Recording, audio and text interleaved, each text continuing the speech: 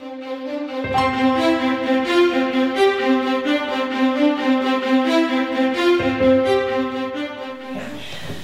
to the Inspired Society interview series, where I interview people who inspire me. And today I'm so excited to have one of my dear friends on the interview series. Jacqui and I have known each other for 20 years? 15? 20 years? I don't know, 20 years. I've had the pleasure of knowing Jacqui.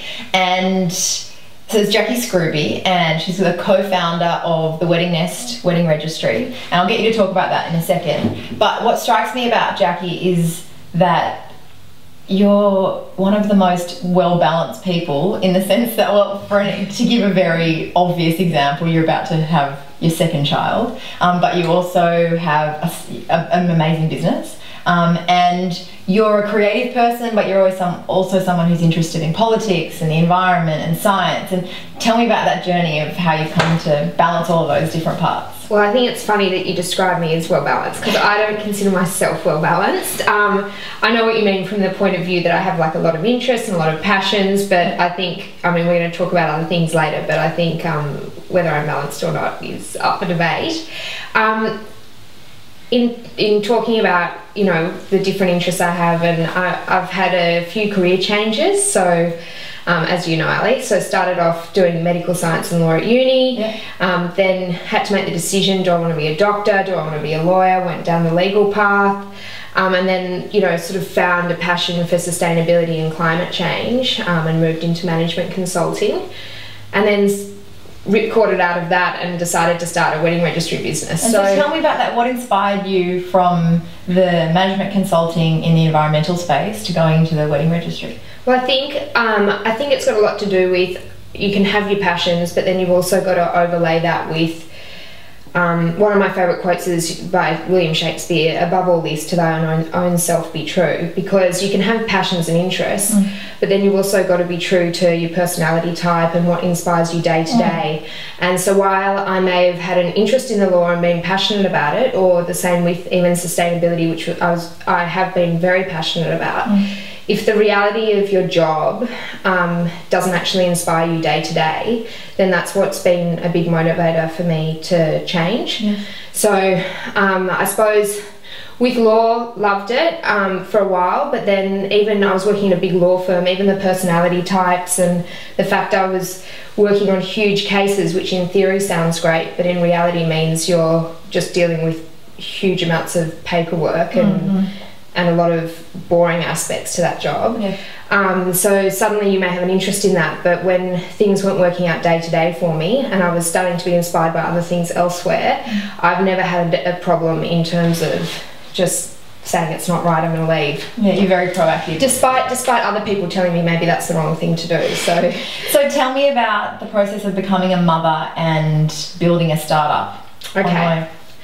So again, that's been it's been really fun and really challenging. So I think initially you start I started the business for a couple of reasons. One was because I knew I was having a baby, and I thought, you know, being able to control your own time and running your own business is obviously optimal if you want to be able to spend time with your children. And I think this is the biggest point about you that I was trying to get to in the beginning, and I now realise what I was trying to say. You're a shapeshifter. Like, you're someone who comes into your environment and then works out what's needed in that particular moment, and then you're able to shift into that, into what's needed. And so I think that's amazing. A lot of women start off in the corporate sector and then go into the family space and realise that their needs aren't being met in the family space, so they need to shift into their own business or having a startup and just being a little bit more flexible. I think that's true. I mean, ironically now I'm probably working harder than I've ever worked, but then it also comes down to that, well, is it work if you love it and you're being passionate about it? And I think there's something innate in human nature that we want to create and have projects, and whether that's, you know, whether you're an artist and that's creating a painting, or whether it's you know, for me it's at the moment it's my business and building a business. I think there's something innate that makes us want to do that. So having your own business and then finding that so rewarding, that process, is very different than going off to work for someone else. It's different for me, going off and working for someone else. So even though I am working harder than I ever have before, I get a lot of enjoyment from my work. So it's rewarding. Yeah, so it's rewarding, exactly. And in terms of balancing it with being a mum, I do probably work harder than ever before, but also it's also on my own terms. So I can, you know, I start late, I leave early, I only work 3 days a week. You know, I drop, you know, I can leave at lunch and go and have lunch with Sienna on the days that, you know. So you've got Sienna's 3, you're about to have number 2 in a couple of days. Very exciting. And so having your own business will give you that flexibility to be able to work around the product rather than... And then also long term, like the idea is obviously that you build up enough that you can actually step back from the business and have people working on it, and you're sort of getting your hands less dirty day to day, still involved, but you know, that's the longer term plan as well. Do you see yourself doing a lot more, or creating businesses along the way throughout your life? Funny you say that. Yes, I think, I mean, I've got a problem as well that as soon as one thing starts ticking away, I'm starting to think about the next thing. So we're relaunching a new website, which of course will, I mean, that's also a bit of a dichotomy in that I'm starting it, which will initially be more work, but longer term it's, you know, better for scale, and I think will be more manageable. So I think in the longer term that's better. And then knowing myself, I'm sure I'll do this for a few years and then move on to another project. I think it's the way of the times. So just to finish, last couple of questions, what are some of the things in your very busy, action-packed life that you do to stay happy? Okay. Well, I like work, and I love, you know, spending time with my daughter and my husband.